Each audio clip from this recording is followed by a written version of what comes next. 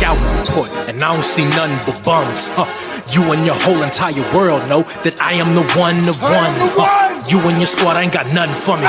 Your organization is looking stressed, and now that you haters is running from me, I know that you see that I'm highly blessed. Here we go, here we go, here we go, here we go. Yeah, we live with your boy Coach G. Yeah, we live with your boy my team. You and your squad ain't got nothing for me. Your organization is looking stressed, and now that you haters is running from me, I know that you see that I'm highly blessed. All right, we're here. It's episode 59, and I'm being as straightly transparent as I have to be, and that is with the devil working once again and us having more issues once again. It happens once a quarter, but every time things don't go well, and eventually in the long run, it works out in the end. So we will take care of business. Welcome into another episode, live edition. The last time I seen you guys was before Michigan won a national championship. So some things have changed since I saw you last week. But all grace to the good Lord. Welcome in if you haven't. Thank you for all the love and support. Follow us on all of our social media platforms at @3-1_GSC3, as well as follow us on all of our social media platforms, Instagram, TikTok, audio, Apple Podcasts, Spotify, whatever. The @3-1_GSC3. And we have a great lineup tonight. As always, grateful to for people that clear their calendar for us once again, to bless us with their presence and be in the presence of greatness. You know, the Rewind puts a lot of pressure on people if you didn't know, but it's always good for people to take that challenge and come join us for 30 minutes, an hour, however much time they can give us. We're grateful for it as a whole. No announcements. Hope everybody Easter was well. Resurrection Sunday, he has risen, and it's time for folks in this spirit or this season. The main question I want to ask everyone is, how bad do you want it? And I'll explain why in another episode. But for this particular episode, I just can't explain to you how I want to, because there's a lot of layers to it. But all grace to the good Lord. We're going to make this thing happen one way or another. God got us covered. You know, devil's always working, but the beauty of it is, you know, we get to try again. So let's get our first guest in here, because I know I'm short on time with her. She's a rising voice in sports media, known for her bold takes and sharp analysis of the Dallas Cowboys. Did I just say that? The Dallas Cowboys? We're already messed up when we just started. Through her platform, My Dallas Diary, as a credentialed media member covering teams like the Mystics, the Wizards, and the Commanders, and DC Defenders. That means that's in DC for those that don't know. She delivers a real-time insight with an authentic edge. She's also the creator of About Nothing But Sports and Sports After Dark, blending sports and culture for growing an audience grounded in faith and family. I love that already about her. Let me repeat that. Grounded in faith and family. She's also a wife, a mom, and a passionate storyteller, changing the conversation in sports media. Now, without further ado, it's my honor and privilege to welcome into episode 59, post-Final Four episode of The Rewind, with DC's own, DC's finest, Ashley Baker is here. Now, Black Queen, it is good to see you. Thank you for taking the time to come on. I know I apologize in advance because I'm very transparent and realistic with the people that support this thing, is that we had some audio issues, but Ashley was patient enough and kind enough to wait, even though she has her own another engagement after this. She's a busy woman, and a lot of people require her time, her attention, and her greatness. So I want to say thank you, but welcome. Thanks for having me. It's okay. Can you hear me with the technical? Yeah. Damn, you know, Chris, we good? Chris, clap. We good? We good? All right. That's just Thanks what so much it's for been having like me on the past 25 minutes. So we're going to make this thing short and sweet, but I promise to the people I will do this again in the right capacity, because, you know, if you're going to do something, make sure you do it right. And here on The Rewind, we do things the right way. And our guest, Hakeem, will tell you when he comes on later on in tonight's episode. But there's one other person I got to introduce, because sadly, you know what, actually stay with me.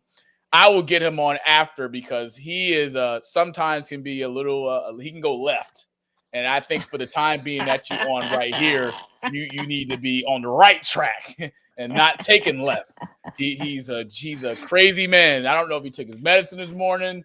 I don't know if he took his vitamins. He's worked out. So I want us to be safe than sorry. You ain't right. Look, I'm a man of faith. God knows. He knows. So, we have a talented multi-woman in sport advocate here doing great work in DC, if you did not know, because I've already said it. A rising star in the sports media world. For one, I want to give her flowers while she's here and dab her up for that, because it's not easy in the ranks of trying to be in the sports world, and that's just to a T. I'm learning as I go. But she is known for her bold takes and her analytics and analyst takes on the team that I pretty much cannot get away from, because every guest or every other guest that we've had on here has been a Dallas Cowboys fan. This Now, is what Ashley, we do. We everywhere, Monty. We I everywhere. know, man. y'all like ticks. It's like it's at one every corner. You can't miss them. One every half a block. It's like every step you take, you'll see a Cowboy fan across the street. Y'all everywhere.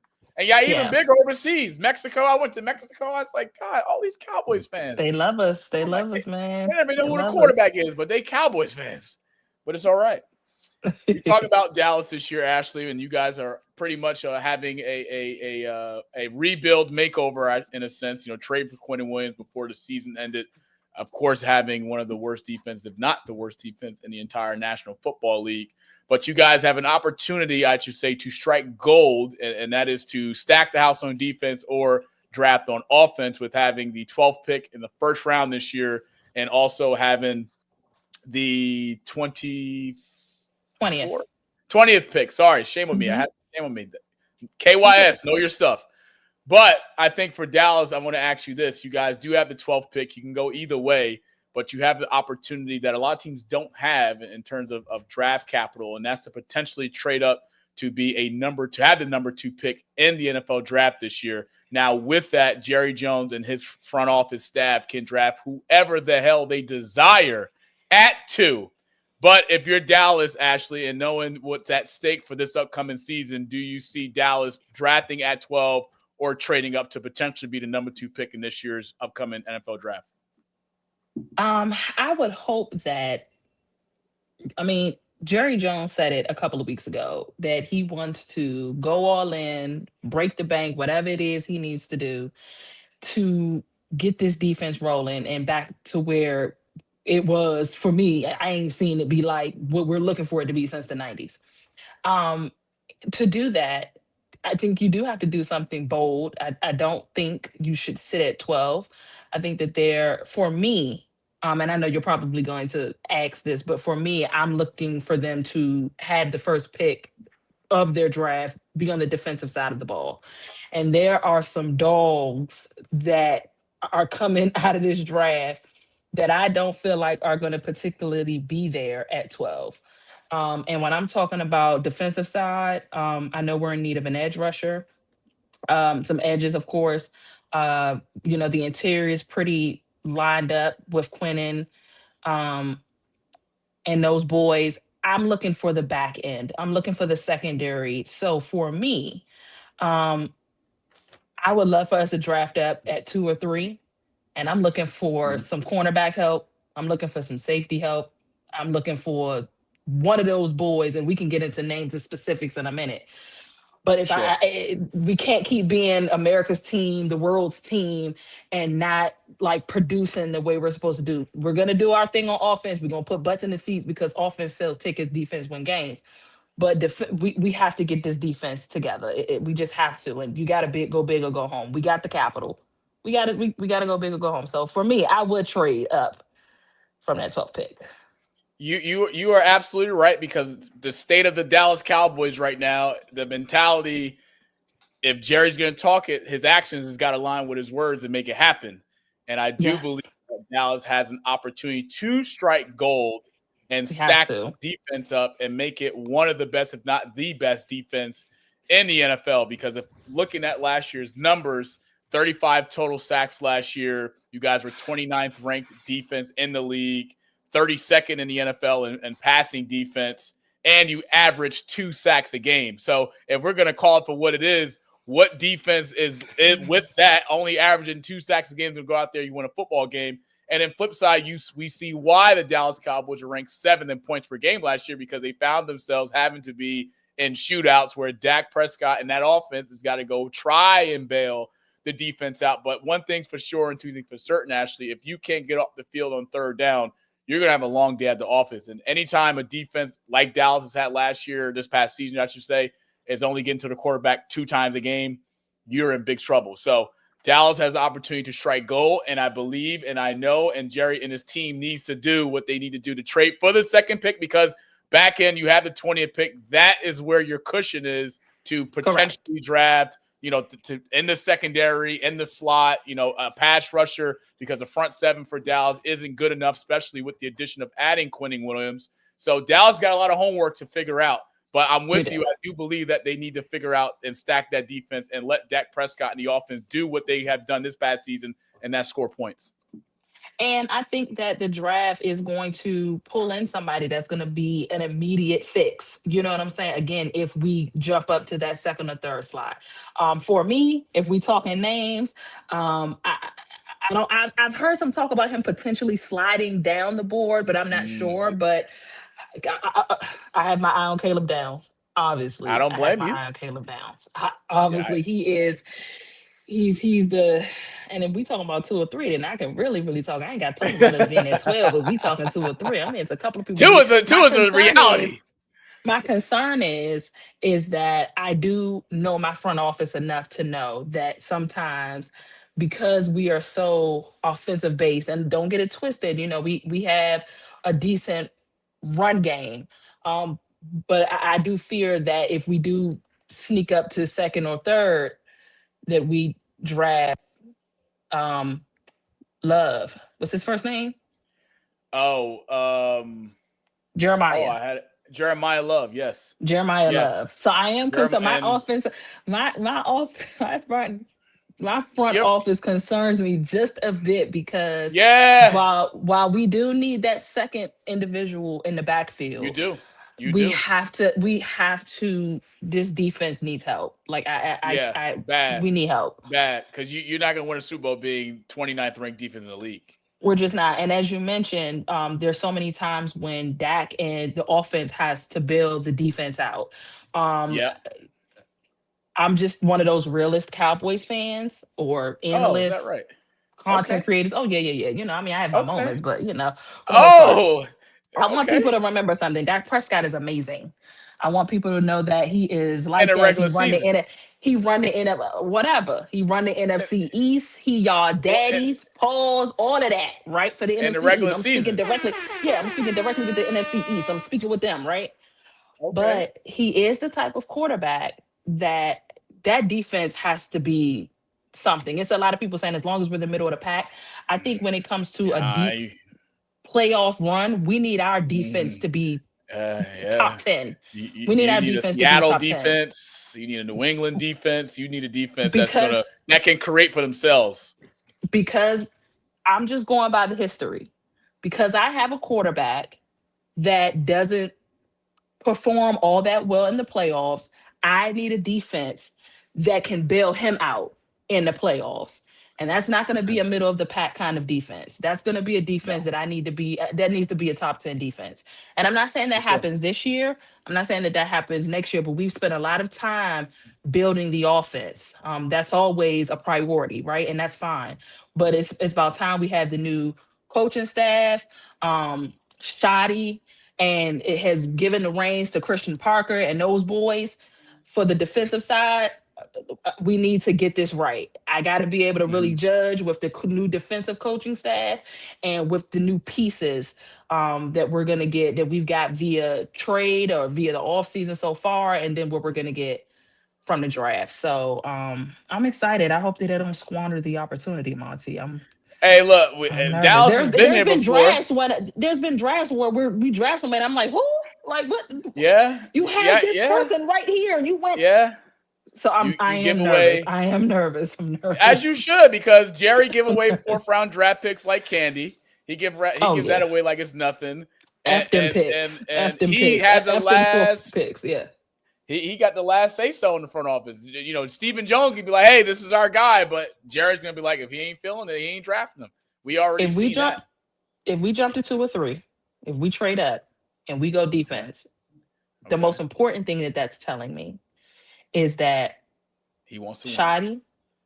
Not only that, Shoddy and Christian Parker have some type of control. Mm-hmm. Control. And I can kind of see by these moves just a teeny bit that they're in his ear. I don't see Christian Parker and Shoddy being the puppets that we've been seeing our front office have when it comes to our coaching staffs. So Like Mike McCarthy? we'll see. Oh gosh. Oh, poor Pittsburgh. Oh, Let me fun. ask you this before you go. We had the Final Four women's on this Sunday that just passed, Easter Sunday, with UCLA winning the national championship first in school history. But if you on Friday night, we had the rematch from last year's Final Four of UConn versus South Carolina. Controversy comments between Coach Gino Auriemma and Dawn Staley post game. Supposedly, she didn't shake hands. But these two have got on the phone since then and have pretty much both have came out with public apologies in terms of hashing out the differences, but focusing and reprioritizing the growth of the game and of college women's basketball. But give me your quick takeaway from what transpired on Friday night, and then of course hearing the news that these two got on the phone, hashed out the differences, and is moving forward with Gino having the standard of UConn, and then of course, Dawn Staley restructuring and trying to rebuild South Carolina.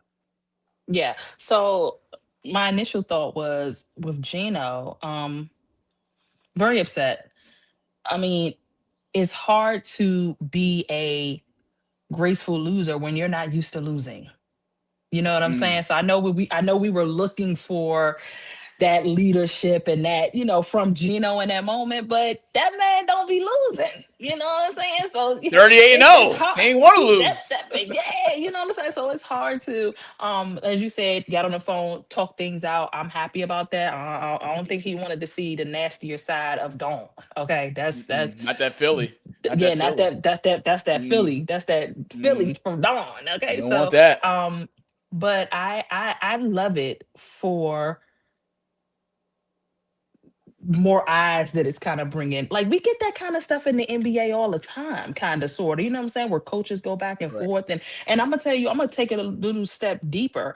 I'm happy that it was a man and a woman, because Dawn can hold her own. Don't hold back because I'm a woman. No, like, I'm a coach. We're coaching ball. We both coach ball players. So if you want to act a certain way, do that with me. I can handle my own. So I love that, part of things. But I'm happy that, they got it together. Good for the game. Shows the maturity. Competitive fire is real, but accountability matters more. And so, both of them show leadership. I like the fact that they handled it privately too, instead of it being a more of a public thing too. Like, handle that behind doors. So that was cool.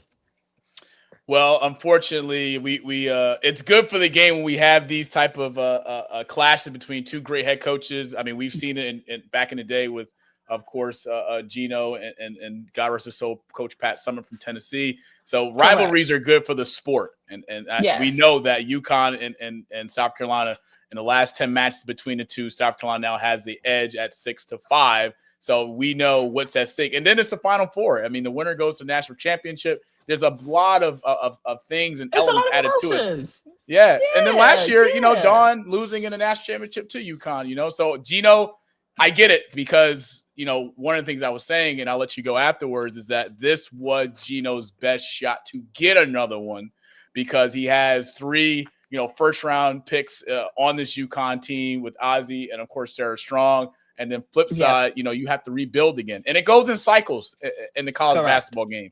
With South Carolina's up, UConn was just there losing. Then they went up. And then with Paige Beckers, they won that championship. And this was his best shot.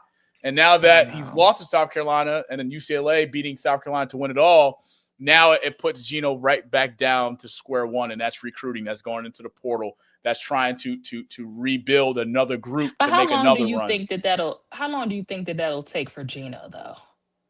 Like, I don't think it's going to take a year. Long. A year. It'll be a year. It's Gino. It's a year. It's a year. Yeah. I know, like, it was his best shot, but like, Gino. For sure. Gino. You're gonna get people to commit. You're gonna get people to hit the portal. you're not going to be out of commission very long, Gino. You know what I mean? Like, so I think he wanted to you do know. it with this squad more important. Of course. I get that. I get that 100%. He'll be back. He always comes back. He always is there. He always is, Gino, man. Like, that's what he do. But I will say this. I think Don might have his number.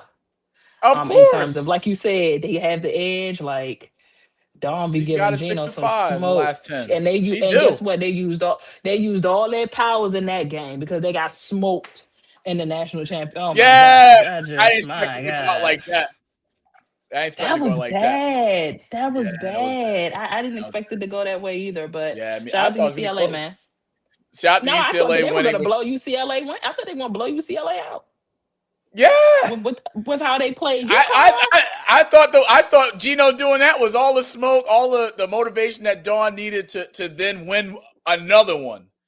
I thought that was it. Like you done pissed the wrong person off, Gino. Now UCLA's got to deal with that. They got to deal with that for 4 quarters, and it turned out to be the opposite. But UCLA's been the best team, one of the best teams all year. You know, so.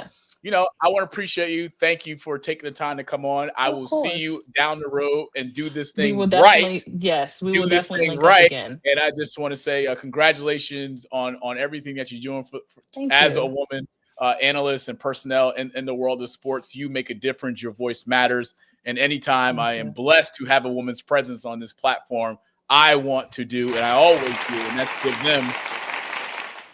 give them their flowers while they're here. So as I said privately, and I will say this publicly, the next time I'm in DC, I will take Ashley out and pay for the tab because her time and patience is something that I'm gonna run it up too. I'm running it up, Monty. I'm running now. All right. Okay. My bad. You know what's funny? I just saw a meme on TikTok. It said next time you go out for a dinner, y'all have the dinner at the gas station next to the pump. The way these gas prices is, this is all I can afford. It's so bad. You know what I was thinking on the way home before I go? I'm like, okay, and this is into the politics thing. All right, so we got a 2-week ceasefire, right? Deal in place. Mm-hmm. Yep. I need this to be a cease of the gas pump prices going up. That would be nice. I can't wait to see that. Nice. If is it going to come in LA down in 2 weeks? We in LA. $5 a gallon? No, I'm saying in New Jersey, it is feeling like I'm in LA with $5 gas prices at the toll. It's awful. I've never spent that much money at a gas tank in my life. It's awful. It's awful. And listen, being a black man in America is scary as hell right now. And being my age, trying to survive in the world is scary as hell right now. So, hey, look, I'm scared as hell. And let's pray for better days, man. Let's pray for better days. Let's pray for the country's healing. Let's pray for us to go out and take it back. Because, you know, one thing I'll say is when the praises go up, the blessings come down. And Ashley's praising the gas prices to come down. So from your mouth to God's ears. We're going to see some relief. We're going to see some relief for the next 14 days. And then the ceasefire is over. So we might see them go up again. But for now, it's rack up. You know what I'm saying? Have fun for the next 2 weeks because maybe the gas prices will go down. Ashley, it's always a pleasure. And I look forward to seeing you down the road. Maybe Dallas will strike gold in the upcoming NFL draft. Maybe they won't. But until Monty, then, we'll see you in the Super Bowl. See you then. Oh my God! Oh no, my bad. Y'all won't be back. That was a fluke. Did you just say that? For them. That was a fluke. How long you been saying that? Did you say that last year? Did you say that last year? You said that last year. Didn't you? It's been a minute. You said that in training camp. He was like, "Oh, it's been a couple days." As every other 99.999.1 Dallas Cowboy fan in America says every year, it's our year. It's our year. And well, I wouldn't be a Cowboys fan if I didn't say I'll see you in the Super Bowl. And everybody else that's going to be on the show, we'll see their teams in the Super Bowl too. Is that right? In the AFC, yeah. I mean, well, you lose to New England in the Super Bowl. That's not even without question. I don't have to worry about that because y'all won't be back. It's okay. Oh, is that right? Is that right? You're right. You're right. We won't. We won't Last be year was back. last year was an off year. It was an off year for Lamar. It was a bad year for Lamar Oh, that Jackson. off year for Josh Lamar. Allen is Josh Oh Allen is coming no! back with a vengeance. And Patrick Don't say Mahomes that. ain't gonna be out What? too long. He's I gonna be ain't. out a whole year. We are not worried about. Oh no! So you What, saying that this is Dallas year because y'all had a down year last year? Is that what you saying? It's gonna be Dallas no, year. I'm Y'all just gonna win the saying that. NFC East. Y'all gonna I'm win the saying we NFC not East gonna. When we do get to the Super Bowl this year, it won't be when seeing we do. y'all. Yeah, it won't be Okay, seeing all y'all. right. It's Lamar. Yeah. Mm-mm. Clip this. Make sure y'all don't clip it. Please don't clip it. They've been Chris, clipping it for Chris, 30 years. Please Chris. don't clip it, Chris. Hey, Please. hey, Chris. She may have the voice, but I have the pen. All right. And listen, we're not gonna have that kind of stuff on here. That gibberish, that gibberish language. So, Ashley, I appreciate Oh you, man, and I look thanks for forward to having seeing me you down the on. road. You're welcome Yes, sir. anytime. And good luck for the Dallas Cowboys on draft day at number 12. But we'll see. Yes. We'll get the number 2 pick. Always a Pray, pleasure. pray, pray. All right, always a pleasure as well. Have a Pray good for night. Dallas fans. Pray for Dallas fans, America. Ashley and the Cowboys' whole entire organization needs it. And always a pleasure to have her take the time to come on. I'm forever grateful. Women in sports, big advocate of that. Let's keep this train rolling. And let's just say this, all right? This is what makes the Rewind special. Because when a woman speaks, I listen.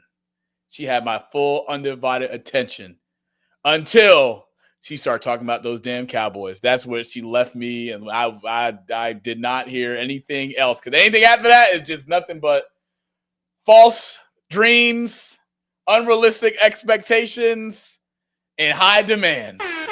So we'll see what Dallas Cowboys do in this year's upcoming NFL draft, which is right around the corner. But let's get our co-hosts in here. Bryant Garvin, BG, fellow.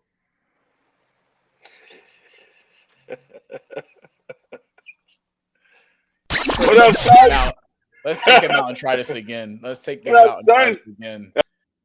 Let's do this again, because that right there, there's a standard that we set here on this episode that I set.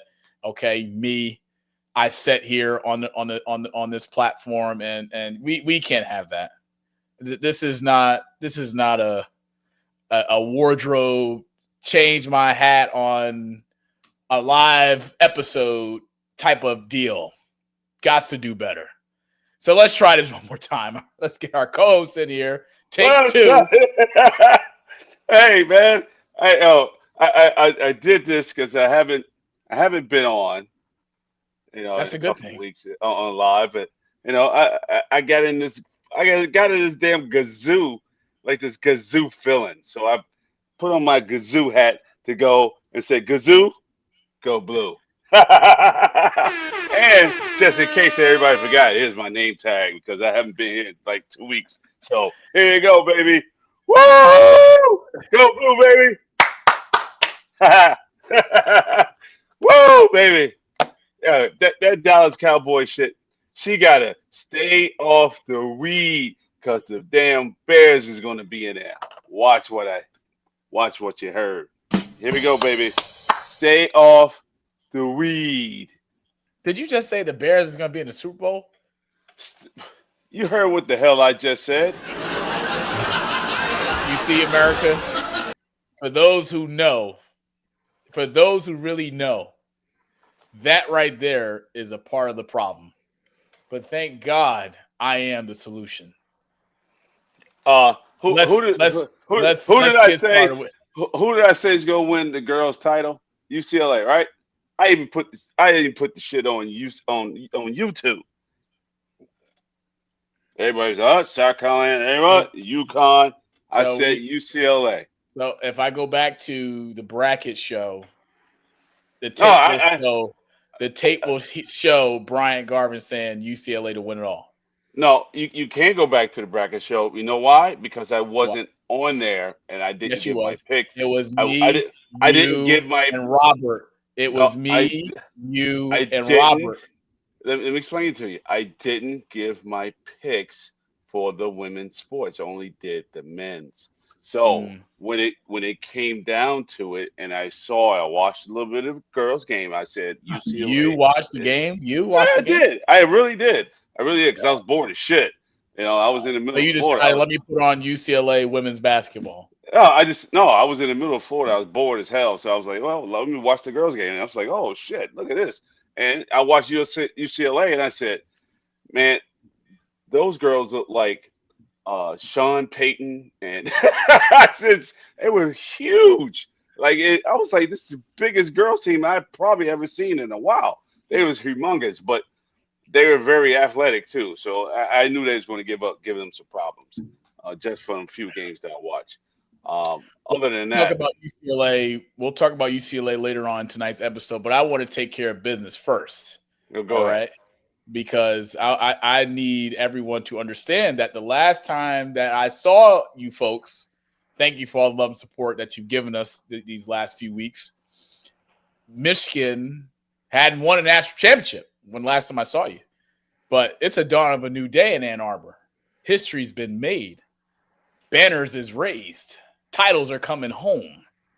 And that's the Michigan Wolverines winning the national championship, the first time in 37 years.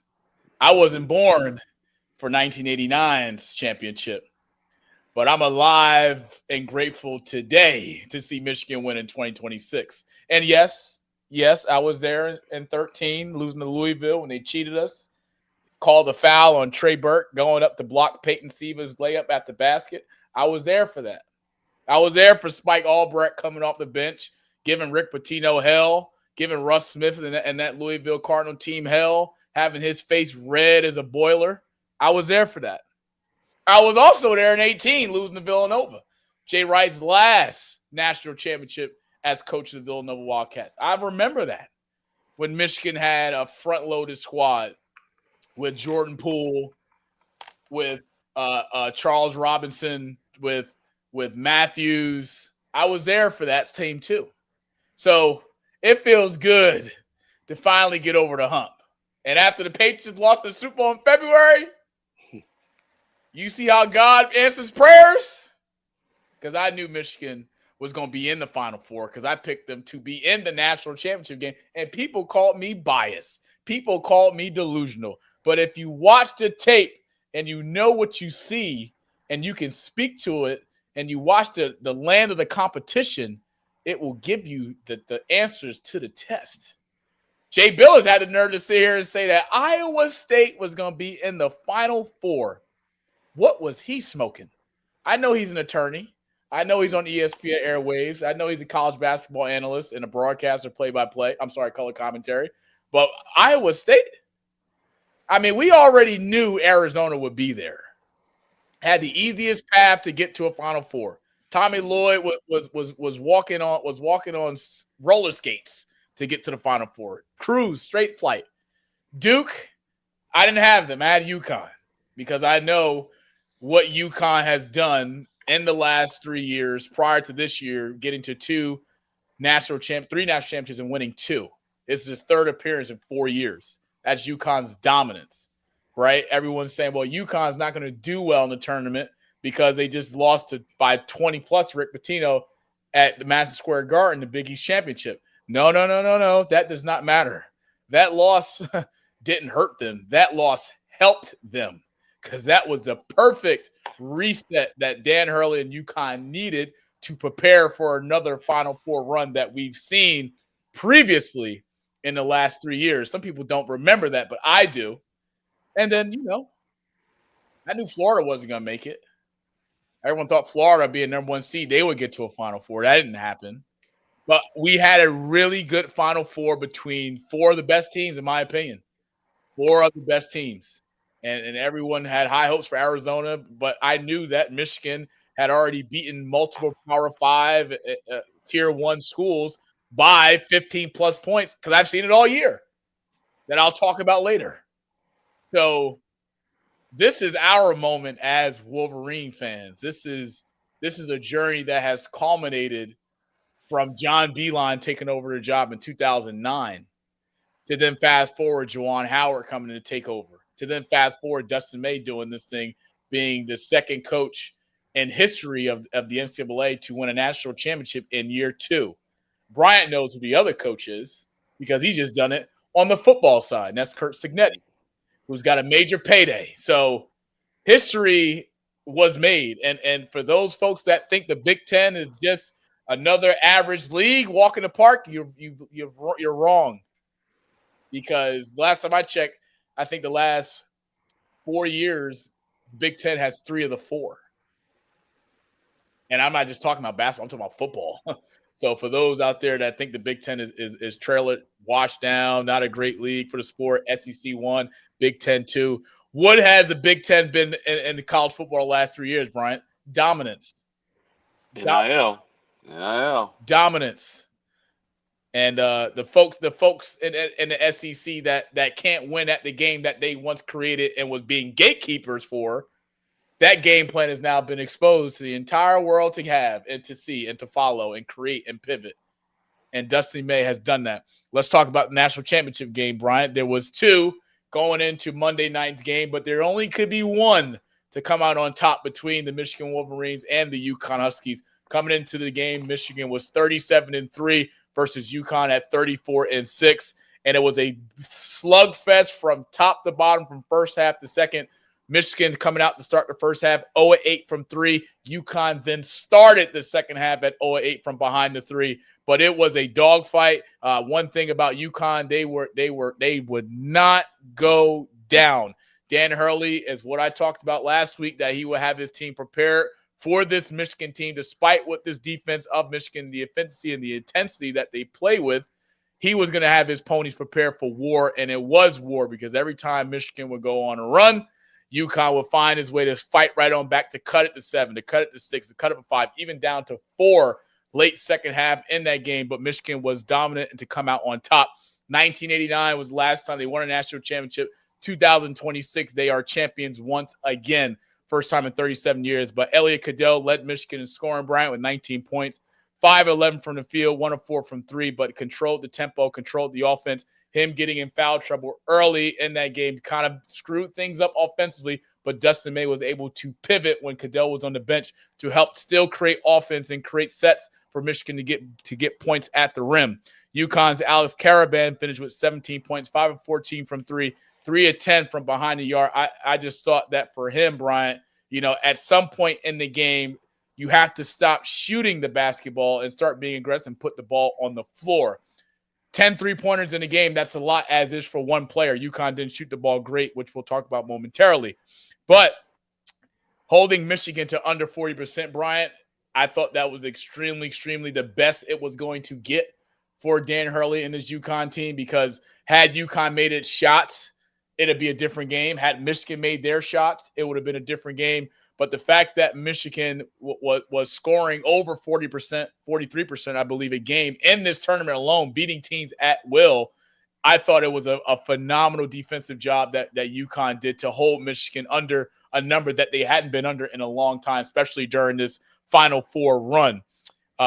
It's been interesting to see, Bryant, because we know the dominance of the standard of UConn and what Dan Hurley has been able to accomplish at UConn since coming in to take over during this last 4-year run. It's been tremendous. Every time UConn has been to a national championship under Dan Hurley, they've won. Even prior to Dan Hurley, they've won. Even Jim Calhoun, they won. But yet history was on the opposite side of the fence, and that was having second-year head coach Dustin May do something that he hasn't done. That's win a national championship, because if you don't remember, he brought FAU to a Final Four a few years ago when he was the head coach of FAU in that program, Florida Atlantic. But then fast forward, the roster he was able to put together, yes, reports have it that this roster was over, costing Michigan $7 million. But damn it, this is the world of NIL. What a great investment. All 5 of his starters this year were all transfers coming into the season. But credit to Michigan, credit to Dustin May. It's been a historic run. But what they've been able to do this year from top to bottom, because even in November, I said that this Michigan team can make a deep run if they can just stay gelled together.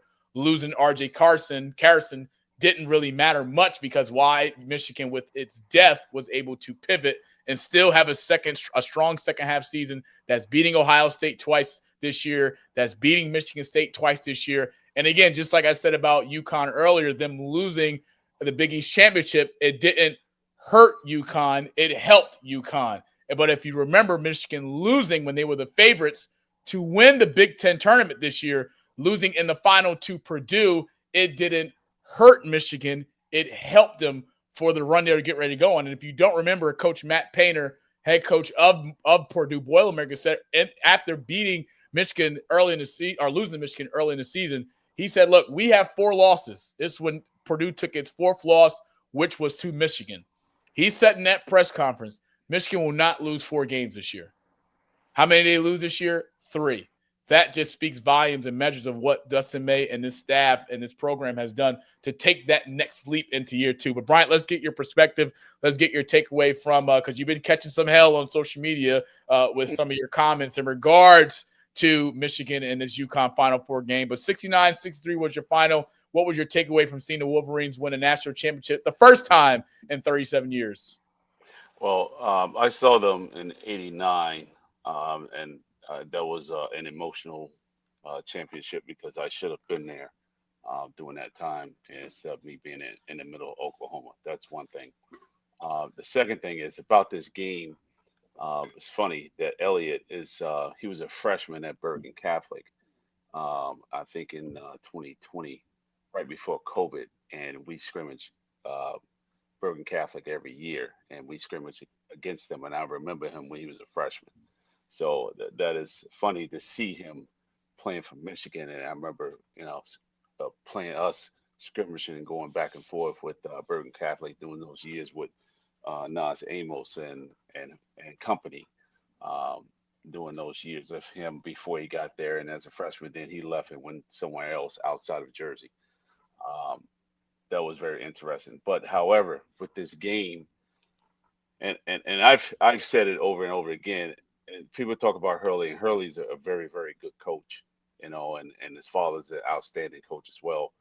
But this one, the one thing that caused UConn problems is the switching defensively. Michigan switched basically 4 players and left 1 isolated, and they did a decoy switch to keep Lindenberg from playing harder on defense because he was injured. So it was we call it a token switch. So the token switch was very, very good. It was very well designed by those coaches at the last minute. That's something that's very difficult to do with a unseasoned type team. These guys were seasoned enough to understand how to token switch and kind of keep him at the 4 spot, which he really didn't have to move as much because of that bad ankle and bad knee. I was highly impressed with that. However, UConn, they shot 9 for 33, and everybody's complaining about the fouls, and they had more fouls. And look, you're not going to get that many fouls when you're putting up 33 3-pointers. It's just not. It's not going to happen. Michigan saw that they were 0 for 13 from 3, and basically said we're shooting 0%. So when you're shooting 0% from 3, you're going to have to attack the basket and draw some fouls to get yourself in the rhythm of the game. And that's exactly what they did. Off the switches from Michigan to force UConn to shoot threes with a hand in their face, those wing guards should have gapped those seams and attacked the basket to do this exact same thing. They chose not to do because that's not their system. They are 1-4 high type team. They like to run that low wheel play that come off the double screen. They like to run stagger screens off the wing. They are a 3-point shooting team. So to take them away from their bread and butter, it's like an oxymoron. So, but that's the adjustment. That's the adjustment you have to make. And they didn't do it, and they kept shooting. Because I know Hurley. I coached against them. So he's going to keep shooting and go to the well to what got them there. But sometimes you got to go away from it. And if he attacked them even more, now you would have shrunk the defense and opened up the 3-point shot even closer to the 3-point line. But they took him out of their rhythm. And basically that's what happened. If you make a little tweak here and there, you would have a possibility of being a tie game or even winning it. Yeah, I think also to add to that, because they run a lot of that set action where they'll screen screen two for Caravan to come around and have the ball at the top of the key or somewhere on the right wing. And Caravan, 90 times out of 100, he knocks down that shot because we've seen that throughout the entire Big East season this year. But the fact that UConn couldn't find a rhythm and having guys like Caravan that couldn't get their shot to fall early, that is when you have to change your style of approach attack. Because if you remember in the Duke game, they were going to their bread and butter in that second half comeback was playing down low to Reed. But Reed having the matchup of Mara, it took him a little bit out of his game because he hasn't played against a big that tall this year throughout the entire season. So there's a lot of adjustments that have to be made. But one thing that I've said that UConn must have in order to have a shot is their bench production, because we know that UConn's bench hasn't pretty much been their identity in terms of having another addition to their team this year, like Michigan has had, like Arizona has had, like, of course, the teams of Duke having, especially when Caleb Foster was healthy. So when you don't have those elements, and it puts you in a different approach, because for those that didn't remember, UConn also got in foul trouble early. And Ball had 3 fouls, and Reed Jr. had 2 fouls, and Caravan had 3 fouls. So now, as a coach, you're taking a risk of leaving that particular player out there because you need those guys down the stretch. But if you're not getting that spark or that production, that extra boost from your bench, you're pretty much in no man's land, and it forces your hand where it's like, you know what, I got to leave him out there, and it's a gift and a curse. So a lot of things that went well for Michigan in that second half, a lot of things it took for UConn to get wrong in the first. And it was a great first half, tight. And second half, even though UConn out-rebounded Michigan offensively on the boards, you look at the second chance points, UConn didn't capitalize off that. And guard play was extremely important in this game. And Elliot Cadeau knew that he had to be at his best. And even without a healthy Yundenberg, 50% of him from his defense with his defensive presence is still good enough to win a basketball game. We didn't need him to score 25 points this one. It would have been nice if he was healthy. But his production, I thought, in the second half was extremely, extremely, extremely big because, he was aggressive. And the 1-3 he shot, it was an air ball. I'm like, dude, why are you shooting? Put the ball on the floor and get to the basket, or collapse the defense, or create for others, drive and kick. And once he started doing that, he was getting to the foul line and getting to the foul line and getting to the foul line. So nothing against UConn, but Michigan, man, they've been the best team all year in the country. This is no surprise, and they deserve it. Some folks may question the officiating in the first half. Michigan get to the line, 28 times in this game. But at the end of the day, as a coach, you want to put the pressure on the officials to make the call when your team's being aggressive. That's just anything. Some calls are going to go with you. Some calls are going to go against you. And I'm not here to say refs were, biased, but put the refs in a position to blow the whistle. It's at this point, though, you numbers got to make sense, right? Numbers. And I did the numbers, and I said, all right, UConn shot 33 threes, right? 33 threes, and you got 35 seconds per possession. So if you're shooting 33 threes on 0.35 on the clock as far as possession, you're shooting threes for 11 minutes. So if you're shooting threes for 11 minutes, that means that you're shooting threes more than half of the game. So you're going to tell me that you're going to blame it on the officials when it's taking them almost a half plus the second half of shooting threes, and you're not attacking the basket? You score 27 points off of threes, and you scored 36, I think it is, or if I'm not mistaken, 32, 33 points off of twos. So you do the math. You score more points. You score more points off of less minutes, but you score less points off of more minutes. So that's telling you right there, mathematically attack the basket, and they didn't do it. That's it. Yeah. It's a shooting night was off for UConn 1,000%. I mean, between Mullins and Carabin, they both took 10 3-pointers apiece. So that's two players with 23 pointers, 10 shot between the two. Mullen has the green light because he can shoot his ass off. I will say that. Carabin also can shoot his ass off. But for me, I just thought that seeing Carabin get aggressive late in the second half, it shouldn't take you to get 3-pointers up and only making 3 at that particular time in the game, or 2 to then finally have the switch click to be like, all right, got to put the ball on the floor. All right, got to collapse the defense. All right, get to the line. Exactly. Like those things, as a coach, you want to tell your guy to keep shooting. You want to tell your guy to keep shooting because you trust in him. Carabin's earned that right. I mean, he's been at UConn his entire career. He's got 2 national championships. He almost had a 3rd.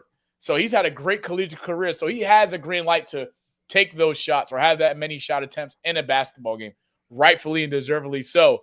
But however, it's got to be a point where you have to have that conversation with your best player and be like, all right, shot's not going down. We need to get aggressive. Rather it's in a timeout huddle, rather, the opposing team's on a free throw line, you call them over for a conversation. You have to get him going in multiple different ways. And although we never seen Carabin this much in this season be as aggressive as he was in the second half, I just thought having that element in his game early would have set the tone for him and the rest of the team later in the second half. So everyone is pretty much loose, and that's being aggressive because Michigan was getting to the line. Michigan was getting to the basket. Michigan was dominating the glass on defense, Here's a question for you. What happens if Michigan shoots 33 threes? Well, if Michigan has a Michigan night, of which we've seen multiple times throughout this year, and that's scoring 90 points in 5 different games, that's beating teams by 25-plus points, it's a bad night at the office for whoever the opposing team is. I don't care who you are. Correct. I don't care who you are. They didn't. They missed 13 straight. So they shot 0-8. Right. So if their coach Dusty will go in there and tell them keep shooting, they're going to fall. No, where are we today? Of course, you got to attack the basket. So you got to make the freaking adjustment. They're not going to sit there and keep shooting 30, because 35, Michigan shot 2 of 15 from 3. Yeah. But how many 3-pointers did you see Michigan take compared to what they shot in the first half? Dustin saw that shit at the halftime. Listen, we are 0-8. We are 0-8 staff. Yes. Guys. Yes. We got to be more aggressive in the second half and find out. Yes. Because we've seen that same type of play or those same type of situations even when Michigan was on the road at Oregon, which was another great game. And he went into halftime and he said, look, what we're playing right now is not Michigan basketball. Correct. And we have to create for others, spread the floor, space to move the ball, play for each other because we're playing selfish. Right. Did you see selfish basketball play for Michigan in the second half? No, second half. Obviously, it was the same conversation at the half. So that's just what it is. Yeah. It's not the officiating. It's all about coaching. Hurley knows it. He should have made the adjustment earlier. He didn't. He let it ride out with his shooters. Ball game. Let's get our second guest in here. So first off, let me ask you this. How does it feel seeing the maize and blue Michigan Wolverines in year 2 for Dustin May, being the best college basketball team, being the number 1 seed in the tournament, cut down the nets and beat UConn? Because as Ric Flair says, to be the best, you have to beat the best. And UConn has been the best these last 4 years, but mainly them having the run of winning 2 national championships in the last 4 years. Seeing Michigan cut down the net means what to you? It means the world. I'm a Big Ten guy ever since I was born, but my hat goes off to UConn because be in a national title game 3 out of 4 years. That is phenomenal. Not hard, not easy to do. It's not, and I know that at coaching high school basketball, we were there in 2013, 14, 2018, and 19. That is phenomenal. It's hard to do that on any level. Very hard. That's just so to see that UConn did those things, and we won 3 out of 4, and he won 2 out of 3. That he's did a phenomenal job of getting there because he should have never beat Duke, and Shire should be ashamed of himself losing a 19 point lead. That just blowing a 19-point game. That you know, but what people have to also realize, Bryant, is that while you are going on those runs, you never know what next year or next season looks like because everybody else in the country is getting better. correct. Everybody's roster's improving. NIL deals out the gazzagging. Correct. Transfer portals on fire. Everyone's trying to put together this perfect team to make a run. Houston tried to do that again this year. They came up short.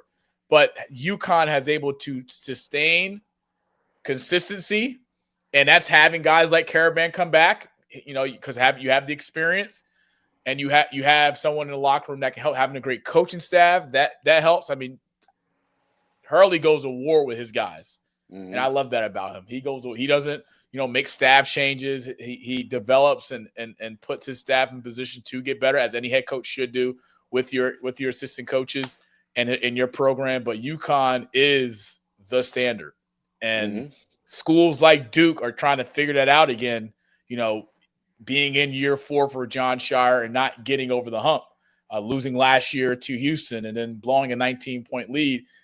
Yeah, you got to be in those situations to get the experience, but how many more times do you? Because it's not a guarantee to get back to a Final Four. It's not a guarantee. You know, every year is different, and it may look easy for Hurley, but I think I just want people to understand that is that while they're going on Final Four runs, everyone else is trying to get better and beat them.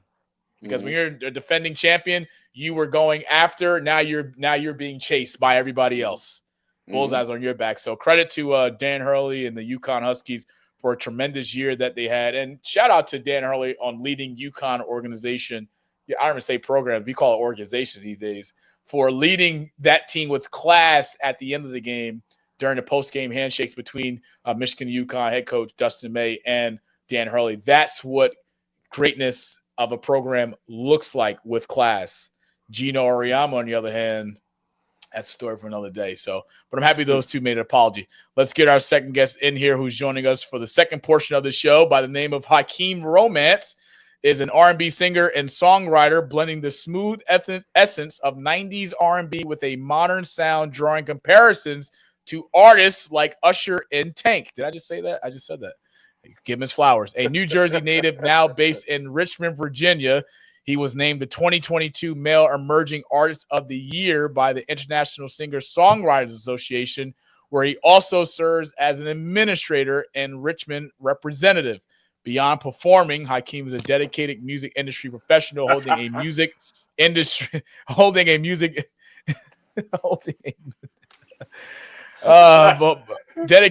industry professional by holding a music industry essentials certifications from NYU, Tisch X Billboard's Clive Davis Institute, and supporting independent artists through his label.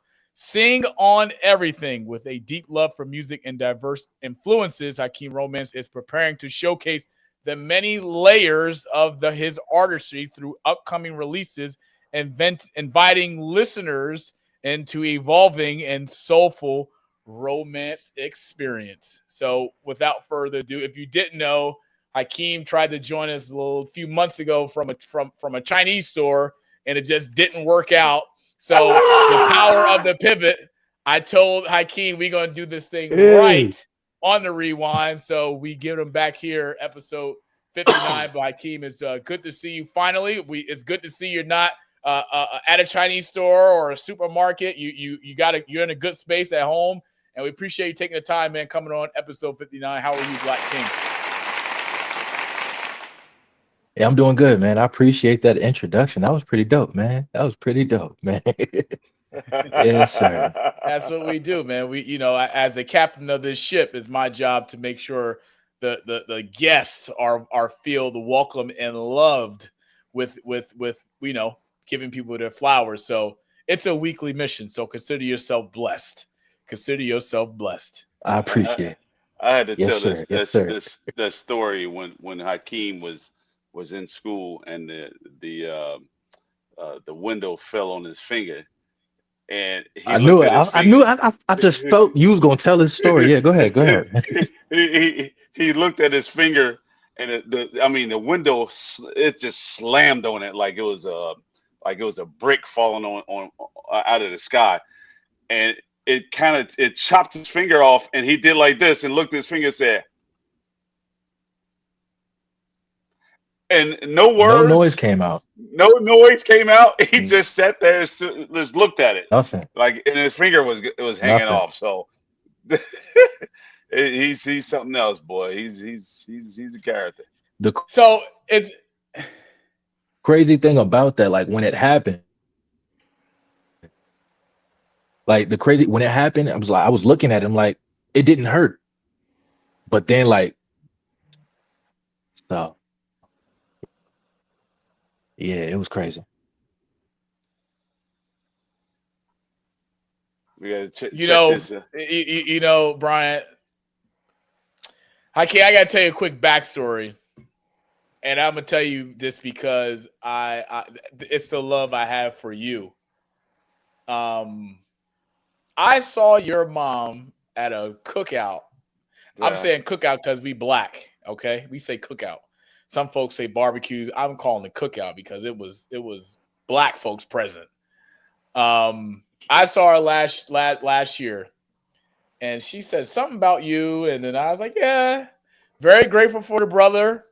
And I said, I told your mom that I will have you on the show, and she looked at me like I was crazy. And if you know me, you know that my words will always align with my actions, and I'm learning that through that of others. But I told her I would have you on, and I'm sure when she sees this, it will be a joy and a smile on her face because I said, Hakeem is responsible for the intro and outro of this platform. And I will give Brian his flowers because he was the person that did that stuff. I just put out there I would like to have a soundtrack just for the rewind, just for this. And I didn't know the works behind the scenes, and I was going to get it done regardless, right? But Bryant tapped into his music side, from being in the music industry for a long time, and made it happen. And because I was getting ready to tell Chris, man, we're gonna put on some Blues Clues as our soundtrack, and we're just gonna make it work, and we'll figure it out later. But Bryant was able to do that, so I want to say thank you for your work to finally have you on in person or virtually. Sorry, but here in studio, I should say, where you are on this episode for the world to see. And I want to give you your flowers and thank you for your time. Thank you for your creation. Thank you for your greatness from your brain to the paper, to the microphone, to the track, to make this rewind soundtrack for each and every episode that's played, beginning and end. I want to say thank you for that because when I first heard it, I believe we were in DC, and I think the final creation was done or whatever, and I heard it, and I was like, you just know, like, this is it. And again, it's a feeling. You like when you're in the host seat, you have feelings on different things that you're gonna try, and if it doesn't work, we'll go back to the drawing board and try something else. But thank you for making that a reality, and making the rewind have that played for 59 episodes. So thank you for that. I want to give you your flowers while you're here. So thank you, and thank you. Absolutely. Yeah, we're gonna bring you into CQ so we can introduce you to the circle and get you linked in with D Nice and all that other music side of it. So that's one thing that we can try to do for you and do it that way because our brother D is always busy. So we keep you in touch with that. We can try to make that happen. Well, I definitely appreciate you guys for it's giving me the opportunity to try something like that. Because again, like, you guys are a sports podcast, a sports platform. I don't want to say podcast, a sports platform. So I was like, okay, shoot, let me go do some research to figure out what that sounds like. So I'm like, okay. I did it, tapped on a few shoulders here in Richmond, and we made it happen. We put it together. Yeah, that was about like 11:30, 12 o'clock at night. It was like 12, 1 o'clock in the Yeah. morning. Yeah, it was that we was trying to rock that out and sending stuff back and Yeah. forth. And I'm sitting up there. We up in a party at a rooftop, I think it was, and and going back and forth. So I was like, no, not that. This is what we need. But in the middle of a crowd of people, it was wild up there. But in DC, but it was we made it happen. We got it done. Yeah, I appreciate you. Yes, sir. Might Yes, have to sir. Yeah. might just have to do something else again. Your services Oh, yeah. may be required once Yeah, for again. sure. Mhm. And I just want to say thank you publicly because I thanked you privately, sure, but for sure. I wanted to take this moment and opportunity to thank you publicly for making this vision and being a part of the blueprint, being a part of the brand, being a part of the creation to make this thing a reality. So I'm blessed to say you do play a part in this. It's because it's your track, your work, your creation on the Rewind week in and week out episode from start to finish. And it's an honor and privilege to share this moment and share the floor with you right now. But let's change gears because I know there's some things I just want to talk to you about in the music world. And I know that Bryant was probably gatekeep this for a long time, but that's okay because you're doing your own thing, rightfully so. Bryant's doing his own thing, rightfully so. So I get it. But I know that you are working on something in the year of 2026. And I'm asking because I want to know. What are the upcoming projects? What are some of the things you are currently going on in your world?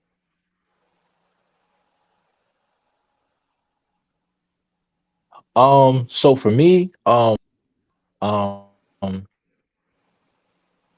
gonna take my time with it though, because it's a lot of people putting out music and they don't know what they're doing. They just wake up one day, hey, I want to put some music out, and that's really not how they putting out a EP this year. I want to say around my birthday, November 29th. I'm gonna do that around that time. Um, it's gonna be a whole bunch of different sounds on there, not just R&B. I'm definitely gonna put some electronic on there. I'll probably put some house, like different. If I want to do country, I'll do it.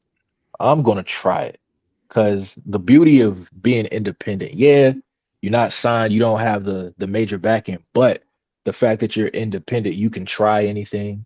You're not on anybody's deadline. Uh, you have full creative control. So, and if I wanna ask for help with anybody, I can do that. So yeah, to me, I feel like that's the beauty of being independent. You could try any type of sound. So yeah. Yeah, we may need to have you redo our sound of Oh, I what we can't hear have. you. You can't hear me? Come back. We may have to have. Can you hear me? He's just gonna. He's having internet issues, so we'll try and get him back as soon as we can. That's just the devil working. That's all. But it's always good to hear other artists in terms of their work, in terms of the creation mentally, what they're doing, what they're planning, because you have the date, the month, the time set. That's down the road, but the work that's required that you have to put in to get to that destination, that's the beauty of it. And I know that anything that Hakeem puts his touch on in terms of creating for himself as a solo independent artist, I know it's coming out in November, whatever that may be. I know it's going to be made with passion, made with intensity and greatness, because he's a jack of all trades. I mean, when you're getting compared to artists like Usher and Tank, that's not passed around lightly. Mhm. It just doesn't get, like we're just saying it to say it. That's said through hard work and earned applauses from his work. So he's had success in the solo independent role with having some live performances, having his work published on social media platforms through Apple Music, through Spotify, being recognized for his work, winning awards. So that right there is all the greatness that's needed. So I know by the time he comes out with whatever he's coming out with, next track or album or might add me on there. Who knows? I might have my Floss and Moss remix that's played. You just don't know. Just don't know. Just don't know. We can bypass that shit. I don't want to hear that. You ain't got to. The people want to hear I it. don't want. The people want to hear it. I don't want to hear it. That's okay. Just leave me out of that shit. Oh, hell no. You can make whatever you want in the studio for real. We could Thank you, create man. whatever. Appreciate you. It's a blank canvas when you go in the studio. Yes, sir. Yes, sir.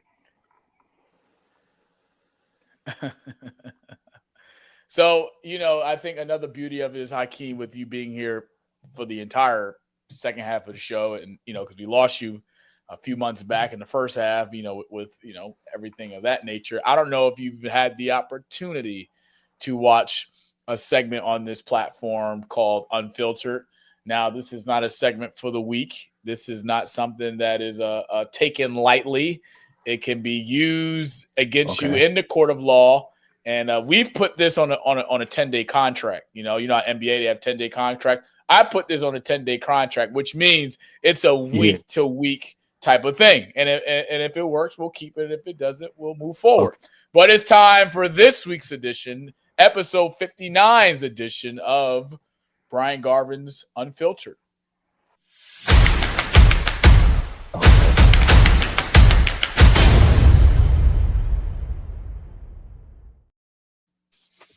Now, don't Saban wear these damn hats all the time. He there and he wear these silly ass hats. I know I like my silly ass hat. But then now he over there meeting with Mr. Orange silly ass man to make silly ass fucking rules about basketball and sports and saying that, we got to fix. Yeah, we know we need to fix the shit. But his silly ass don't need the orange man opinion because he had never played sports in their goddamn life. It's just that it's fucking simple. So Saban, you should have went over there and sat with the NCAA to figure out the whole thing all in one shebang. But now you went to fucking daddy, the orange daddy, to sit there and come out here and make all these silly ass stupid fucking rules. So now you got to sit there, and this is going to delay it even more, 2 or 3 years, because of some fucking executive order that don't even mean shit. And so at the end of the day, why he got enough shit going on all over this Iran bullshit. We don't need no more of this fucking opinions about any goddamn thing. So Saban, just shut the fuck up and just do it right. It's just what it is. Go have a coaches organization. All the coaches get together and come up with something. But how about this too? How about stop having the goddamn coaches moving around and pay them a decent damn salary so they can stay fucking put? That's what it is. It's called about building relationships. You don't build no relationships when coaches bounce around every fucking year going different schools, and you expect these players to sit there and penalize them saying that they can only go to one. Hey, make it 2. If the coach can move, they ass can move too. It is what it is. I think it changed sports for the better. We just got to fix and fine tune some things out here to make it legitimate, and give them 2 chances to freaking move around, because one, it may not work, and that's obvious, especially in this damn tournament we just watched. You got 5 players from 5 different, maybe 4 or 5 different schools that moved twice before they found a home. It happens like that. Every coach is not a likable person. Every program is not a likable program. Give them that opportunity to make moves and make adjustments and make it happen. All in all, have the orange man shut the fuck up. Saban, you go ahead and do your thing with everybody else, and then the coaches come up with an agreement so they keep their ass put, and so everybody can be fucking happy. And that's my Unfiltered. And I'm done with saying anything more about this bullshit because I think it's ridiculous. Well, I don't have anything to add to that, what I will say is I thought his quote was very, very, very, very touching for to put out for the public, because he's thanking, President Trump for signing the executive order and, praising that there should be change in college football athletics and regarding transfers and NIL landscape. There's one thing that should not have a cap on it, in which what he and the NCAA and Donald Trump, I should say, with this order are trying to do, and that's put a NIL salary cap on each program. There should be no type of restriction in place to prevent players earning their top dollar. Rather, it's 500,000, million, 3, 5, 7, 9, 10, 12, 20, 15 million, because the player has earned that because of his work.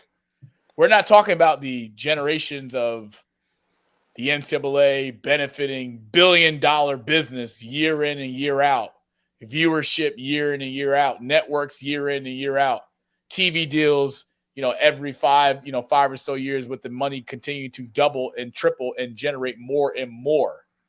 There should be no hold on that. That's just that a player earns what his work and his talent gives him.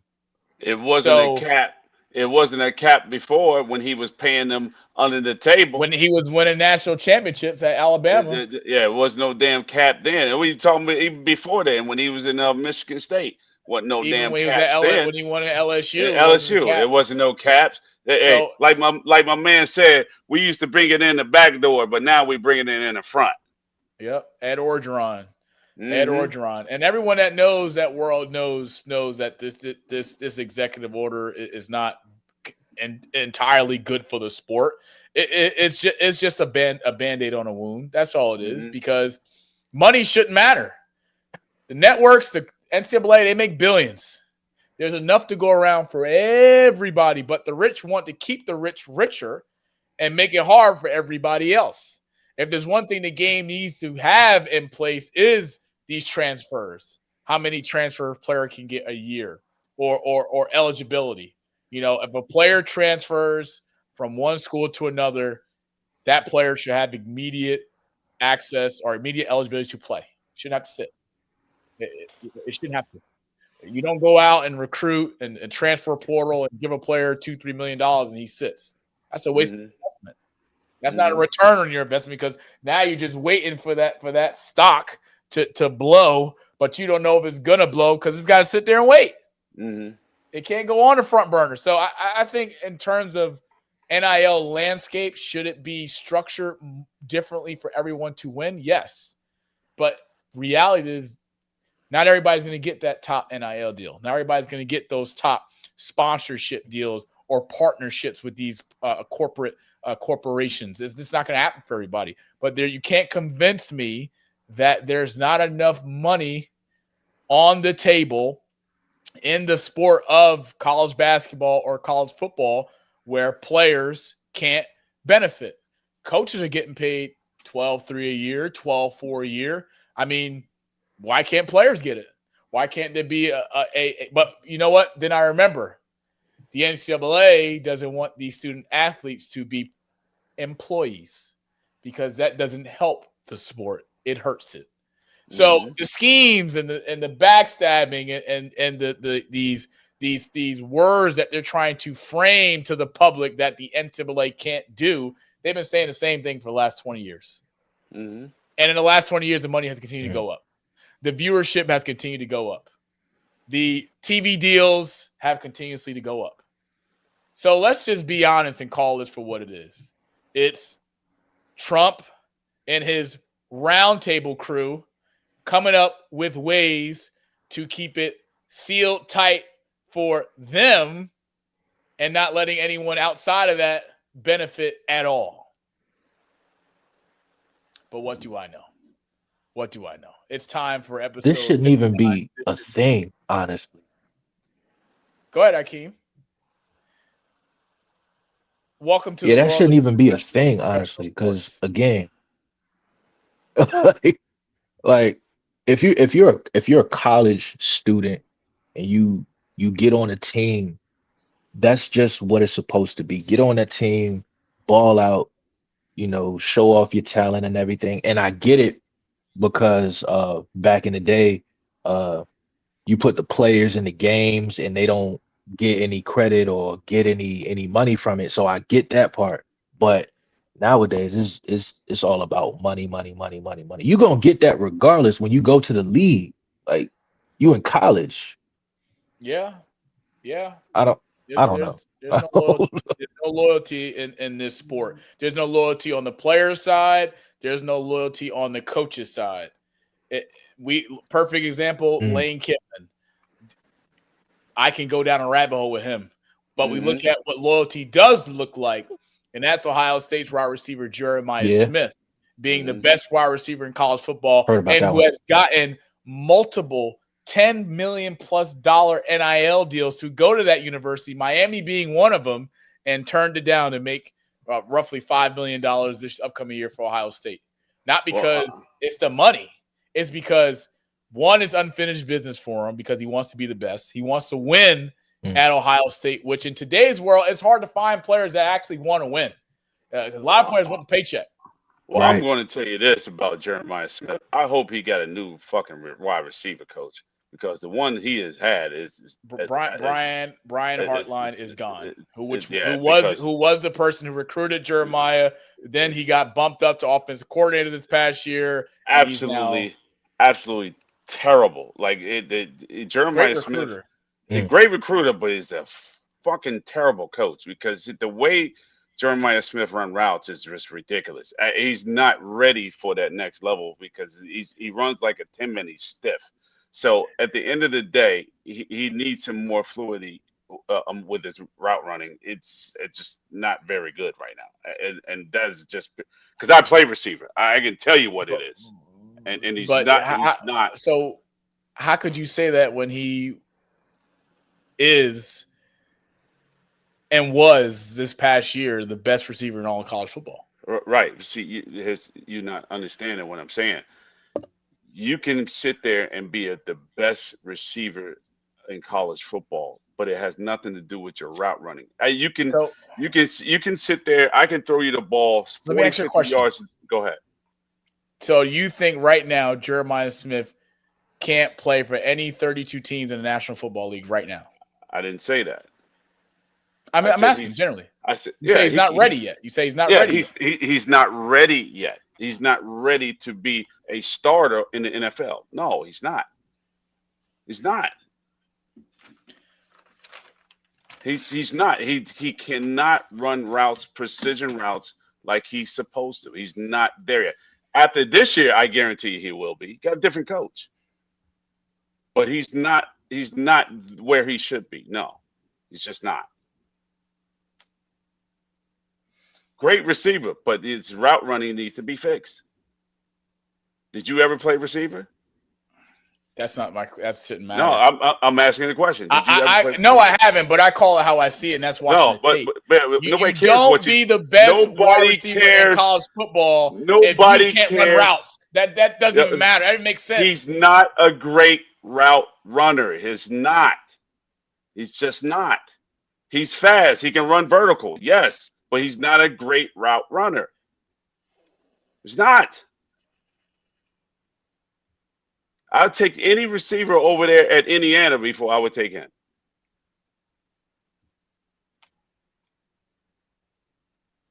Period. I played the game. You didn't. I coached the game. You didn't. What's the stats looking like? He got great stats. How can you? I just don't. You know what? Let's just go to the next segment. Hold on. No, you stay on this. Stay on this. No, because you don't sit here and say that Jeremiah Smith can't play in the NFL right now when he was the best wide receiver in college football.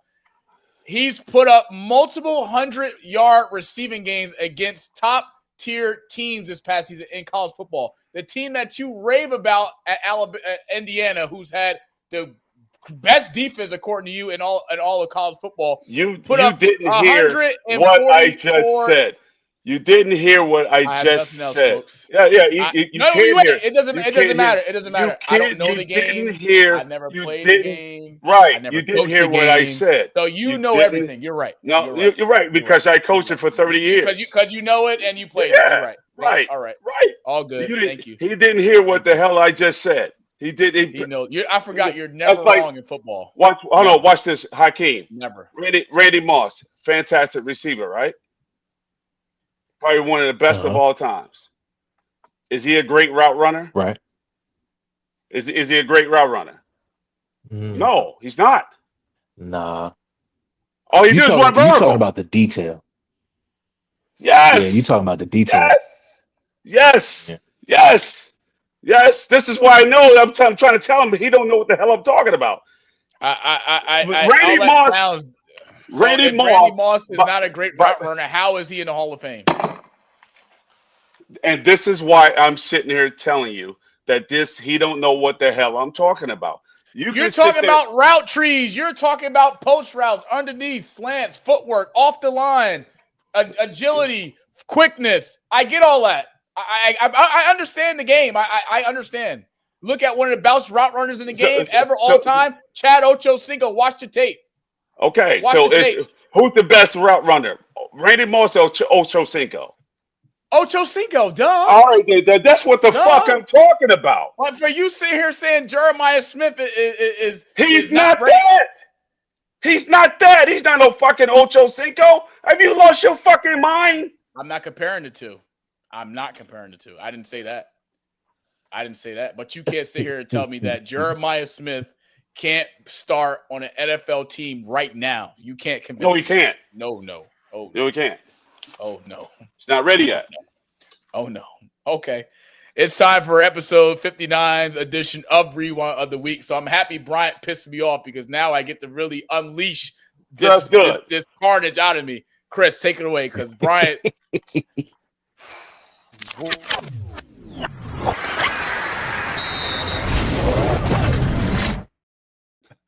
On this week's edition of Rewind of the Week, we flash back to Monday night's victory for the Maize and Blue Michigan Wolverines, taking care of business, winning its first national championship in 39 years. Now, this was me before the game because I had to lock in. I was mentally prepared.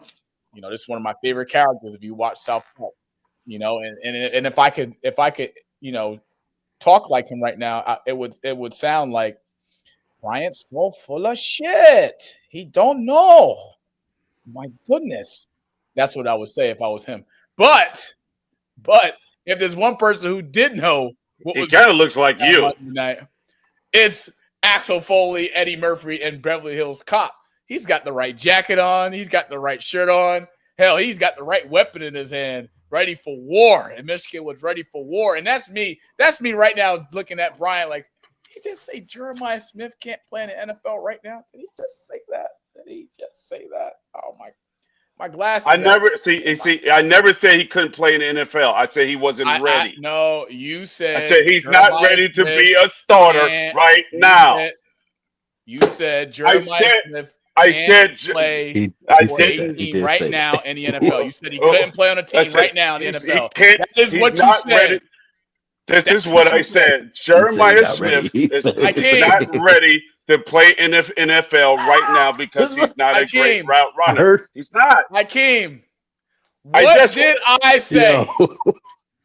I asked the question, right? Here's what the question. Yeah, you did.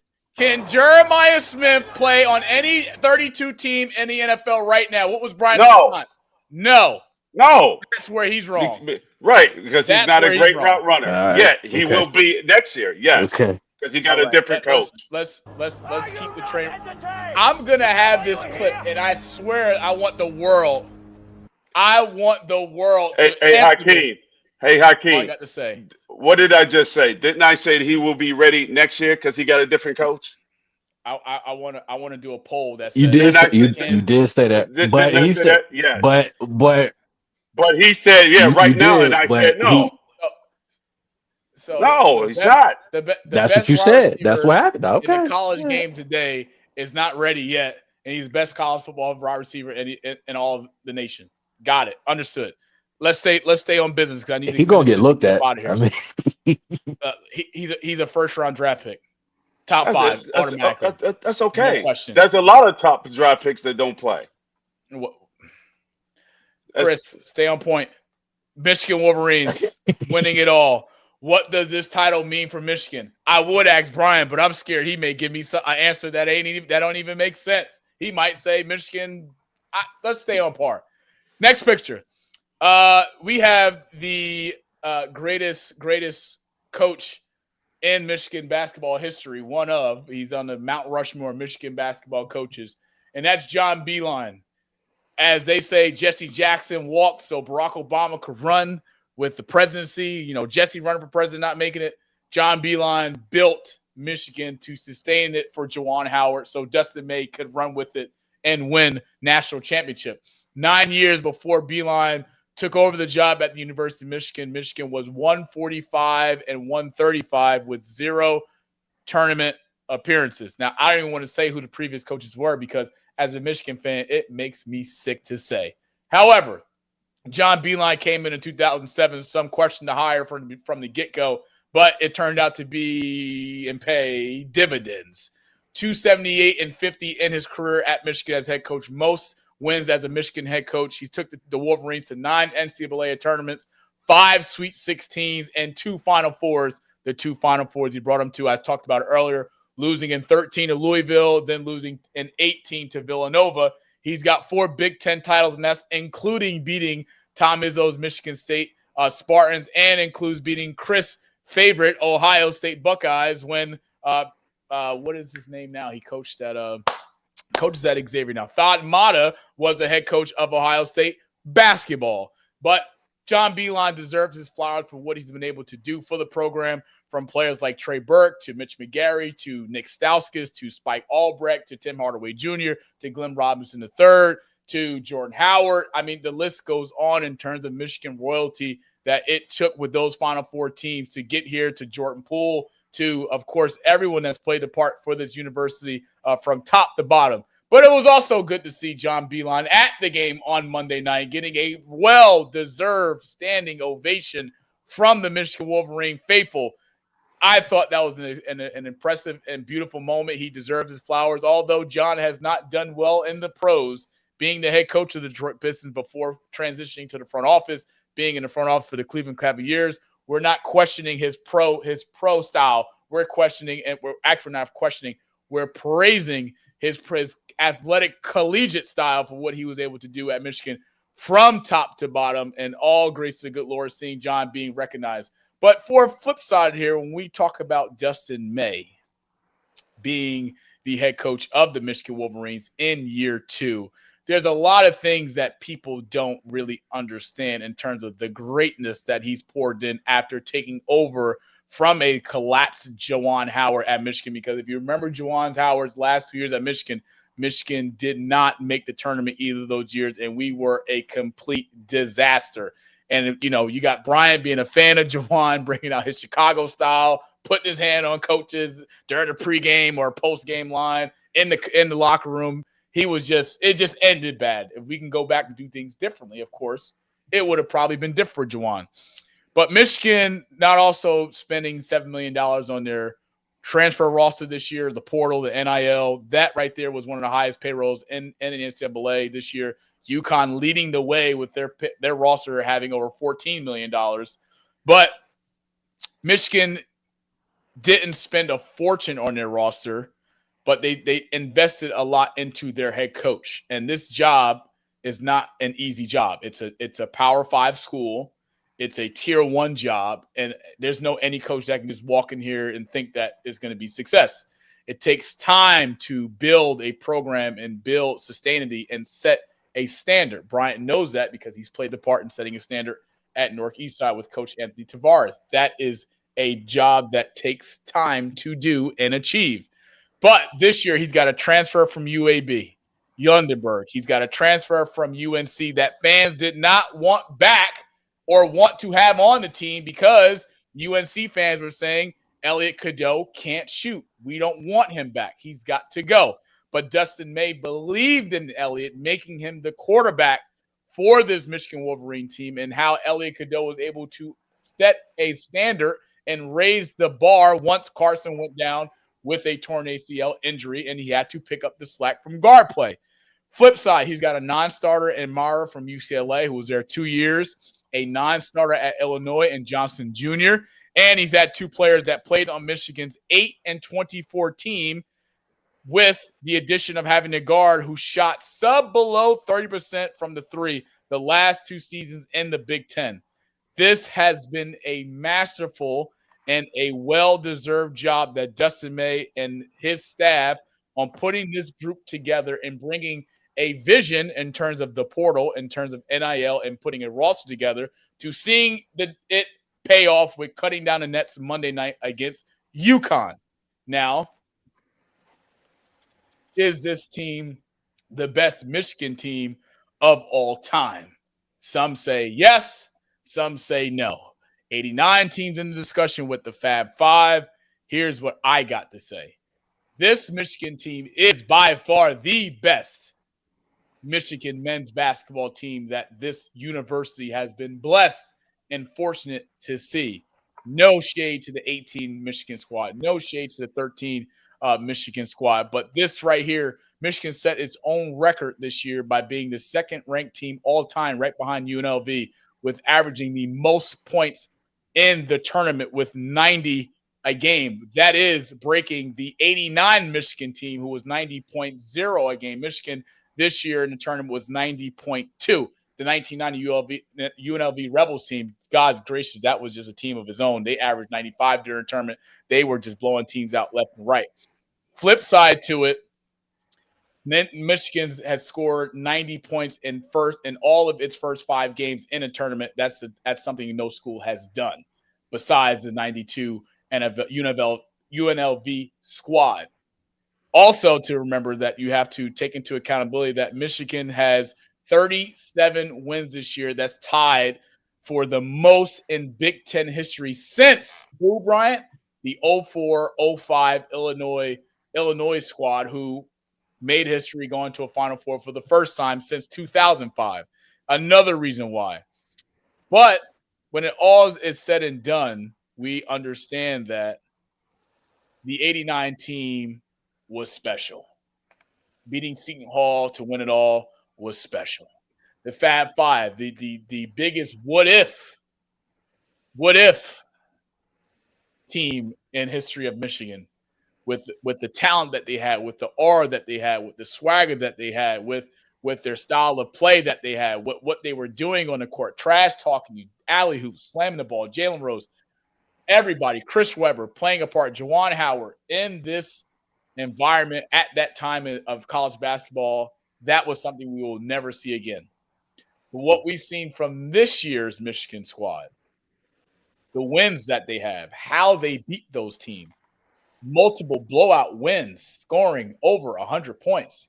The most that a school has scored 100 points this season is owned by Michigan in an NCAA season. That is a record in itself. So I'm going to go on a record and say that this is the best Michigan basketball team in school history. But debaters are going to debate. Bryant, agree. I'm going to say the 89 team is better, but this is why. This is straight up. The 89 team was a team that was recruited, and they basically developed all those years to win a Natty. This is a hand-picked NIL team. So it's like you got pieces and you just pull them here and you pay them to play. So the development really was there a little bit, but these guys came with their talent and they was brought together from other schools to win a national title. So I'm the old school guy.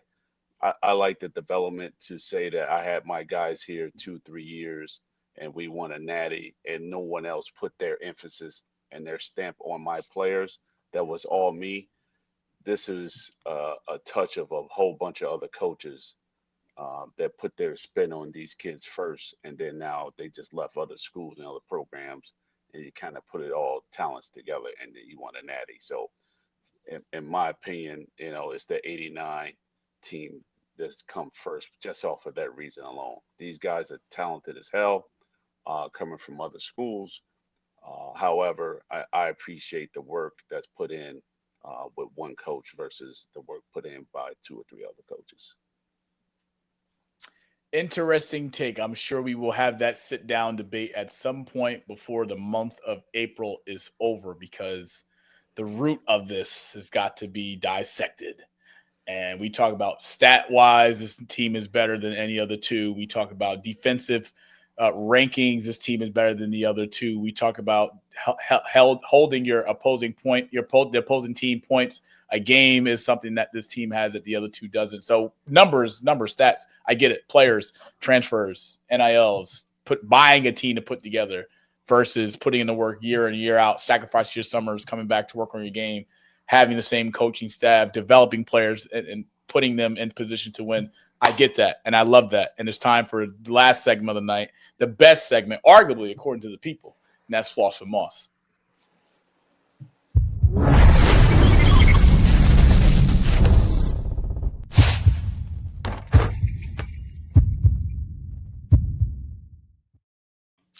If there's one thing that I will say that Bryant was right on, and that is the firing of UNC's former head coach, Hubert Davis. But what Bryant didn't see coming from North Carolina was adding a unusual hire to the men's program. If you don't know, UNC likes to keep it in-house with UNC personnel in terms of hiring a head coach.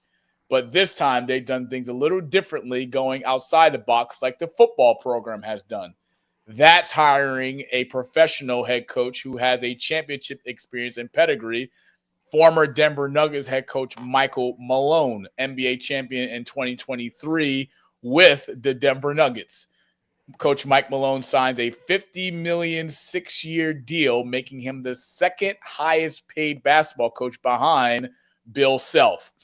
Coach Malone will make roughly $8.4 million this upcoming season for the North Carolina Tar Heels, but he's got a lot of work to do, and a whole good thing is a good time to get things accomplished with the hiring of his new staff, with trying to figure out the portal. Agree or disagree, I'm not sure. I'll tell you in a minute. But if you didn't know, Coach Malone's resume in the NBA includes a 510, 394 record, a career NBA record in the regular season, highlighted by a 44-36 record in the playoffs, and to add to his NBA resume, a 2023 NBA championship. More importantly, what people need to realize and understand with what this hire means in terms of the positive and the pros is that he and his staff helped develop former second-round draft pick Nikola Jokic, a.k.a. the Joker, into being the best big in the NBA and a power big in the NBA who averages a triple-double during his tenure, and improvement as each year went on in the NBA, and also developing Jokic into an MVP of the league. But what people don't understand or may not understand is, why did UNC do this? Why did UNC hire Malone? They had arguably Kenny Smith as a potential candidate. They had Bulls head coach Billy Donovan as a potential candidate for this job. UNC did something that they don't normally do, and they went outside the family tree. And Mike Malone's not a UNC grad. He's not a UNC player. He's never been on a UNC staff. He's never even been on UNC prior as a coach ever. So I like this move because this is where we're at in today's world of NIL and college sports. UNC hiring Bill Belichick, I'm not sure if that investment has paid off yet, because he's got a lot of work to do with the football program. But the development piece will be key for me, because Michael Malone does know how to handle an NBA roster, and that includes multi-million-dollar contracts per player. Also, his style of approach and the system that he can potentially run with getting the right guys in place, UNC can be successful. You don't bring in a guy like Michael Malone as head coach if you're not trying to win now. UNC has to rebuild its image and rebuild the structure of UNC basketball, because what Bryant and I both know is that UNC is the gold standard in college basketball, from Roy Williams to Dean Smith and so on. National championships is what you go to UNC for. not to be there for photo shoots, not to be there to be average or be mediocre. You also go to UNC to beat Duke, and they haven't been successful against Duke as much as we've seen them in years past. Yes, Hubert Davis beat Duke in 2020, his first year. Yes, he brought them to a Final Four, but it's been a disaster for North Carolina being eliminated from the NCAA tournament 2 years in a row in the first round. Agree or disagree with the liking and the hiring of Coach Malone being UNC's next head coach? It's an upgrade from what they had. I think he can get them to play hard because those players play hard at Denver to do what they did. So, but college pace is a little different than being the NBA because those guys don't play hard at all. Can he win day in and day out while everybody's playing hard at the same time? That remains to be seen because I don't think he ever coached in college. So it's a whole different flow for him. It's a whole different flow for him. So I don't have an opinion on him, either here or there. I just want just a wait and see moment to see what he does at the lower level. He'll be able to recruit. Absolutely. Hell, this was a money hire. This was what makes NIL easy for him to get players in there, and players are going to roll in there because he's been in the NBA this whole entire time. So he'll definitely be able to pick out and buy a player, 2 or 3 or 4 of them, and basically build a Michigan on his own, just off his name alone. So I understand their thought process at North Carolina with this hire. Will it work? Don't know. I don't know, but it's the thought is there. The process, I understand it. I get it. It's just a wait and see moment. I'll be able to critique that after this upcoming year. For those details in regards to Coach Malone's contract, the university has committed no less than $6.75 million in revenue share for roster building purposes, and is allowing a salary for assistants up to $4 million to build his staff for this upcoming season. Malone also has a buyout up to 80% of his total remaining contract at any point of his coaching tenure in Chapel Hill. Should he leave for an NBA opening or another job in college basketball, Malone will owe the university $8 million prior to April 1st, 2027, with the number decreasing by 1.5 annually thereafter. A lot of UNC's alumni are happy and support the hire, but at the end of the day, it goes like this. You are brought in to win. The expectations at UNC are very high, something that you can handle as being an NBA head coach and knowing what the expectations from an organization. You don't play 82 games. You're going to play at least minimum 39 to 40 if you can get to a national championship. The travel is less. The intensity is more. Can he adjust? I think he can. I believe the players, I should say, not kids, players, young adults, men that are going to be coming to UNC will have a brick wall to run through, because if there's anything that Michael Malone knows how to do, that is develop players and get the best out of them, and also developing them and preparing them for the next level of the NBA, which Michael Malone is quite familiar with. A lot of pros, a lot of cons. Do I think it's a great hire? Yes. I think UNC, if I had to give them a grade, it's an A- hire on paper. What will the grade be once the season flows? That will be a different story. So congratulations to Mike Malone. He's been on the sidelines for a year working with ESPN, and he's happy that he got hired because UNC went outside of the family. So bonuses. If he wins ACC Coach of the Year, Bryant, he gets $50,000. If he's named Coach of the Year, he gets $100,000. If he wins the regular season SEC, he gets a bonus of $100,000. If he wins the ACC tournament, he gets a bonus of $100,000. If North Carolina gets to a Sweet 16, he gets $150,000. Elite 8, $200,000. Final Four, $200,000. And if he wins the national championship at any particular point in his tenure with North Carolina, he will get $500,000 bonus, cash, tax-free. So the increments of cash is there. he has to do his part with his staff to build a winning roster so they can win some games and get North Carolina past the first round, because it's been a disaster if you're a Tar Heel fan the last 2 years. And how about UNC fans now? What are they saying about Elliot Cadeau? Was kicking his back in for 2 years. 2 years. Dustin May believed in him, gave him the confidence that Hubert Davis wasn't giving him. And look what that turned out to be. Leading the team in assists, playing at a high level, playing elite basketball, playing winning basketball, and winning a national championship. Elliot look has at God. He has an unorthodox game. Because it looks different from what people are accustomed to. That's what everybody's complaining about. He doesn't. It's like a lethargic type game, but it's effective because that Hezzy is ridiculous what he can do. You don't know when he's going to turn it on and when he's going to turn it off. It's just weird. It's a weird game that he has, but he made it work at Michigan. It was a perfect fit. Perfect fit indeed. So going around the room, Hakeem, we'll start with you. For those out there that are watching live on our YouTube channel and will be watching at the end of this thing, where can the people find you on social media, and what's one thing you would like to share for the world for the year of 2026? You can find me on Instagram at Hakeem_romance, Facebook Hakeem Romance. I got my own website, www.hakeemromance.net. And for 2026, everybody out there, keep pushing whatever it is that you are trying to accomplish. Keep pushing, because if you quit, you're gonna be mad at yourself. So keep doing your thing.